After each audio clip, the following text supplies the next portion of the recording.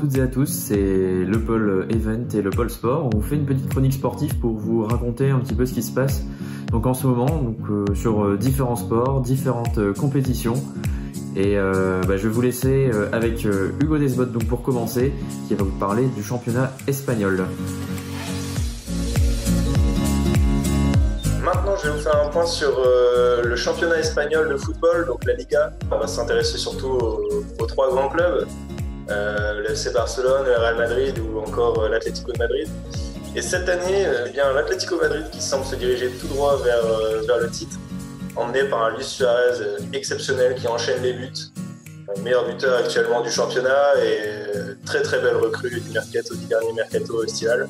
Dans les autres clubs, comme le FC Barcelone, on a bien sûr Lionel Messi qui aussi est très, très en forme cette année. On retrouve d'autres joueurs, les Français notamment, Ousmane Dembélé qui semble mieux physiquement cette saison, Samuel Umtiti qui revient aussi et qui retrouve du temps de jeu, ou encore Antoine Griezmann qui cette année a des bonnes statistiques en termes de passes ou de buts. Et du côté du Real Madrid, bien sûr emmené par Zizou, qui malgré un petit moment un peu délicat semble maintenant conserver sa place, et emmené surtout par le buteur de l'équipe, Karim Benzema, le français, qui encore une fois fait une super saison, qui enchaîne les buts.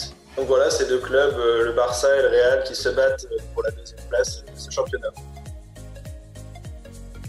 Et maintenant un point Ligue 1, donc on va commencer par les Lillois, donc les Lillois qui conservent leur première place, qui sont toujours dans une très très bonne dynamique, malgré tout ils ont concédé un nul un petit peu décevant face à Brest, mais bon, n'oublions pas que Brest est l'équipe qui les a fait chuter pendant la première partie de cette saison.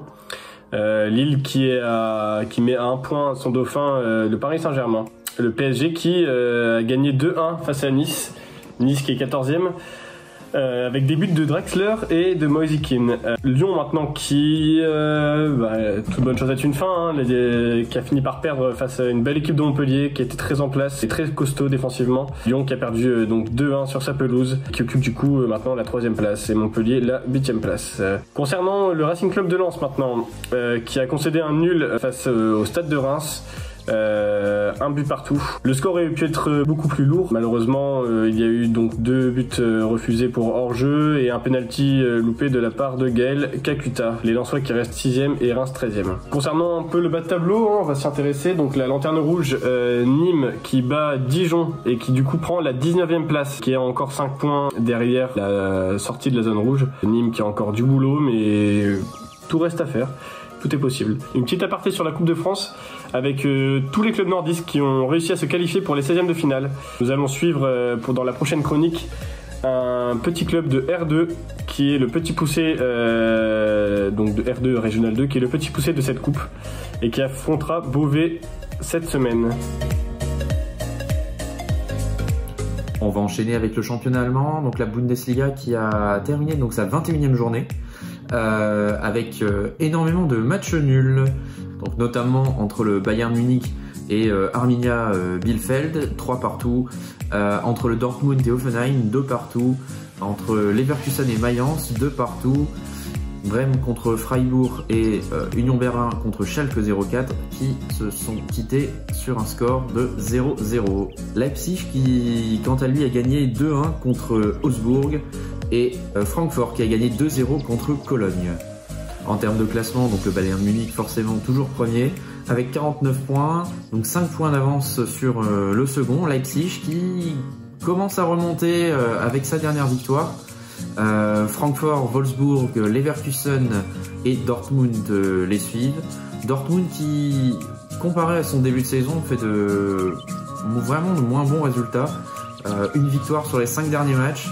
Et c'est au niveau défensif que cette équipe pêche un petit peu avec 31 buts encaissés, qui essaye de se rattraper avec son attaque, qui fait partie des 3 meilleures attaques du championnat, avec un Erling Haaland qui est toujours incisif et qui leur permet très souvent de rattraper l'ascendant dans les matchs.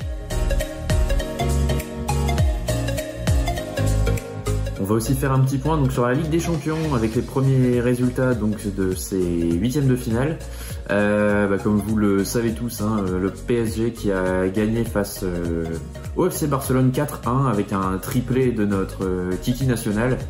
On a aussi eu victoire de Liverpool contre Leipzig avec un but de Mo Salah et Sadio Mané. La victoire de Dortmund face à Séville grâce à encore une fois, l'homme de la situation pour cette équipe, c'est Erling Haaland qui a signé un doublé pendant la rencontre. Et on a également la victoire du FC Porto contre la Juve de Turin.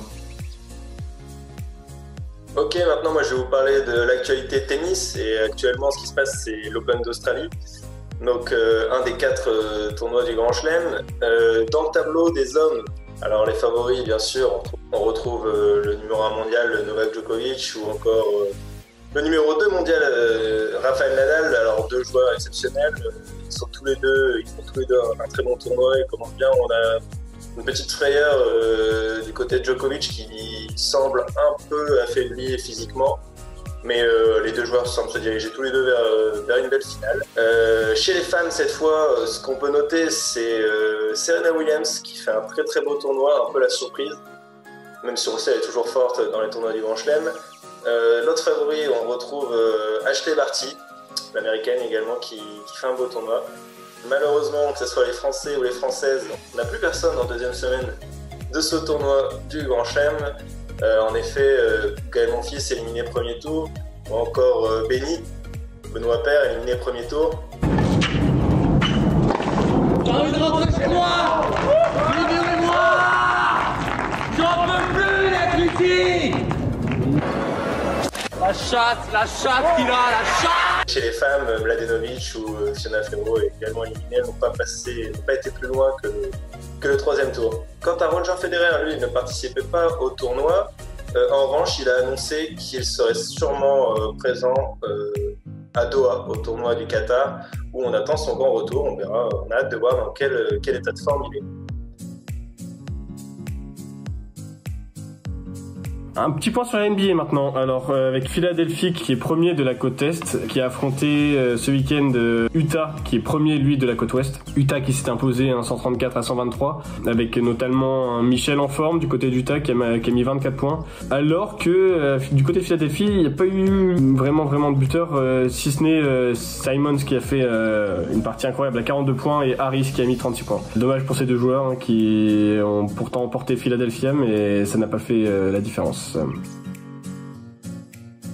Un petit point rugby maintenant, avec le tournoi des 6 nations qui connaît donc sa 2e journée. Premier match que nous allons voir ensemble, c'est la victoire du Pays de Galles contre l'Écosse, donc 25 pour le Pays de Galles, 24 pour l'Écosse. Donc un très gros match qui oppose 2 grandes nations du rugby. Le Pays de Galles qui a su trouver la victoire avec ses 4 essais inscrits lors du match, donc contre 3 pour l'Écosse, et qui a un peu plus pêché donc au niveau des transformations, qui a réussi à transformer qu'un seul essai sur les 4. Le principal, c'était la victoire à aller chercher au bout, et le Pays de Galles signe sa 2e victoire d'affilée dans la compétition. On avait également l'Angleterre donc qui jouait contre l'Italie, Angleterre qui a gagné 41 à 18. L'Angleterre qui a su rebondir, qui avait perdu contre l'Écosse donc à son premier match, qui a pu inscrire 6 essais et 4 transformations pendant le match. Et les Italiens qui restent vraiment encore une fois en grosse difficulté, qui avaient perdu contre le 15 de France donc lors de son premier match, et qui avaient perdu avec une grosse différence de points, presque 40, face à l'équipe de France. Et pour ce dernier match de la compétition, donc il s'agissait de la France contre l'Irlande, la France qui a su s'imposer contre des Irlandais qui ont su tenir le match, qui ont fait douter les Français. La France qui a marqué donc 2 essais avec une transformation et 3 pénalités, et sans nul doute ces pénalités qui ont permis aux 15 de France de récupérer la victoire en fin de rencontre.